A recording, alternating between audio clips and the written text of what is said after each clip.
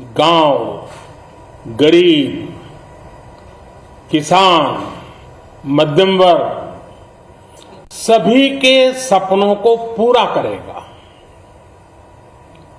मैं वित्त मंत्री निर्मला जी और उनकी टीम को इस ऐतिहासिक बजट के लिए बधाई देता हूं। साथियों, परंपरागत रूप से अपने हाथ से औजारों और टूल्स से कड़ी मेहनत कर कुछ न कुछ सृजन करने वाले करोड़ों विश्वकर्मा इस देश के निर्माता है। लोहार, सुनार, कुम्हार, सुथार, मूर्तिकार, कारीगर, मिस्त्री, अनगिनत लोगों की बहुत बड़ी लंबी लिस्ट है। इन सभी विश्वकर्माओं की मेहनत और सृजन को देश इस बजट में पहली बार अनेक प्रोत्साहन योजना लेकर के आया है। ऐसे लोगों के लिए ट्रेनिंग, टेक्नोलॉजी, क्रेडिट और मार्केट सपोर्ट की व्यवस्था की गई है।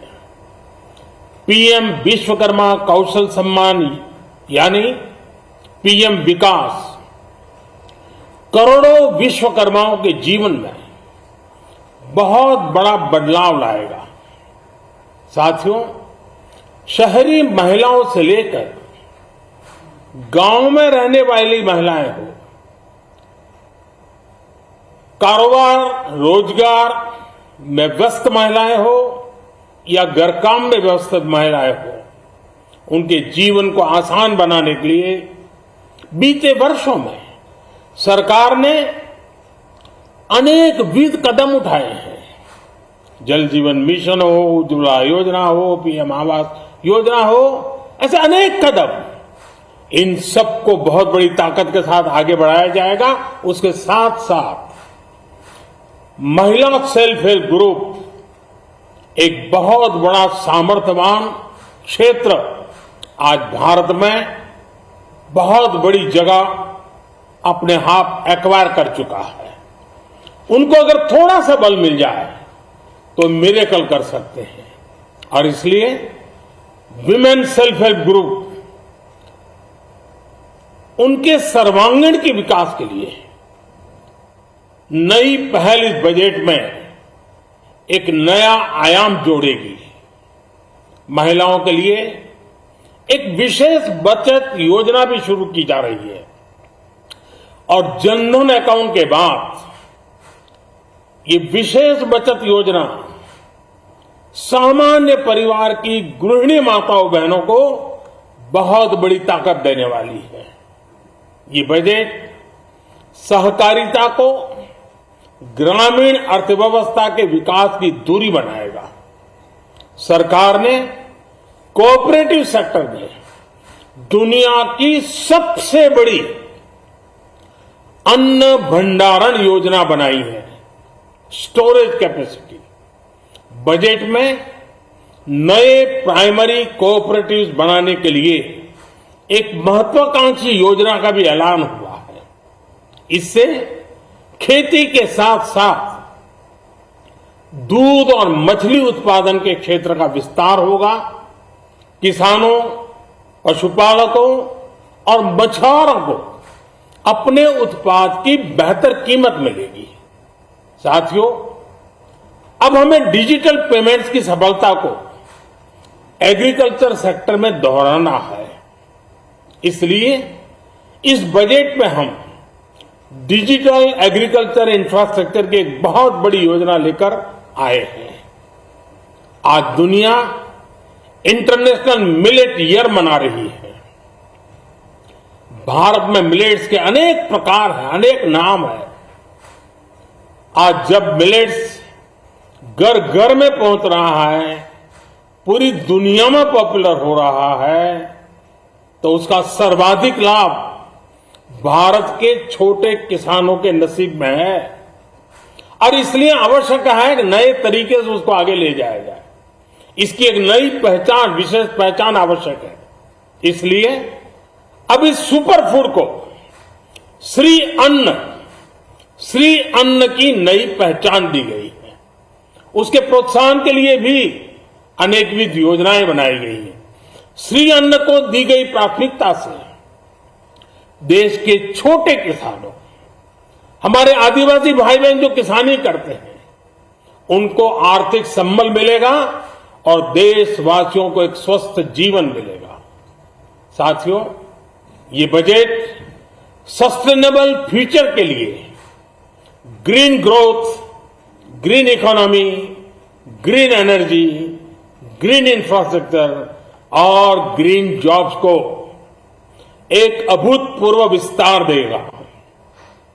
बजट में हमने टेक्नोलॉजी और न्यू इकोनॉमी पर बहुत अधिक बल दिया है।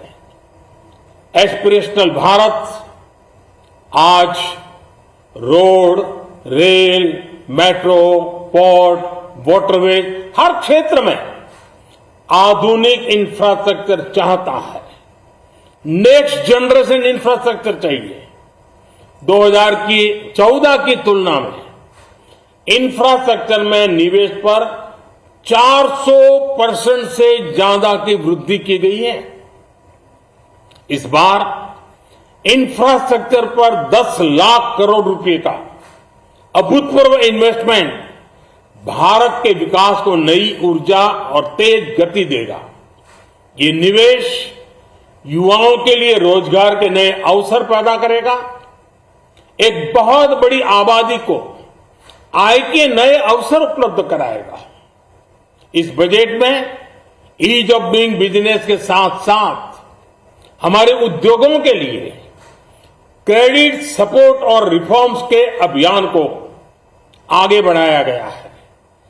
एमएसएमई के लिए 2 लाख करोड़ रुपए के अतिरिक्त ऋण की गारंटी की व्यवस्था की गई है।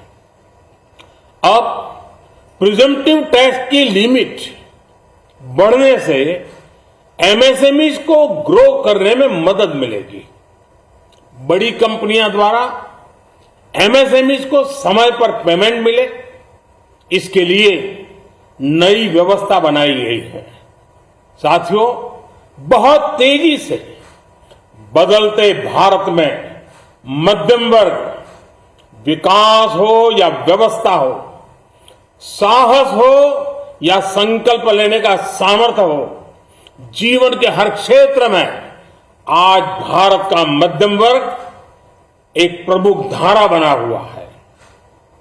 समृद्ध और विकसित भारत के सपनों को पूरा करने के लिए मध्यम वर्ग एक बहुत बड़ी ताकत है। जैसे भारत की युवा शक्ति ये भारत का विशेष सामर्थ्य है, वैसे ही बढ़ता हुआ भारत का मध्यम वर्ग भी एक बहुत बड़ी शक्ति है।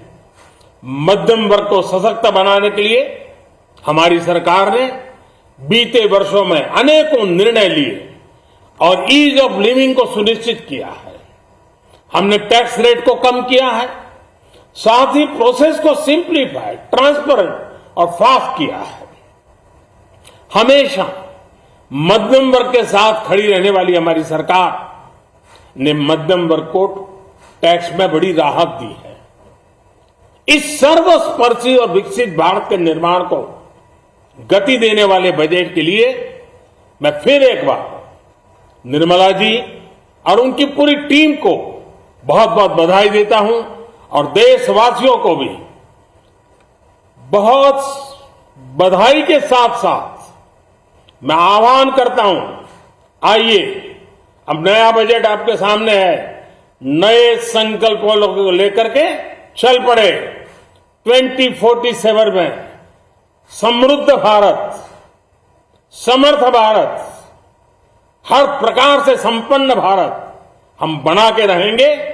आइए इस यात्रा को हम आगे बढ़ाएं। बहुत बहुत धन्यवाद।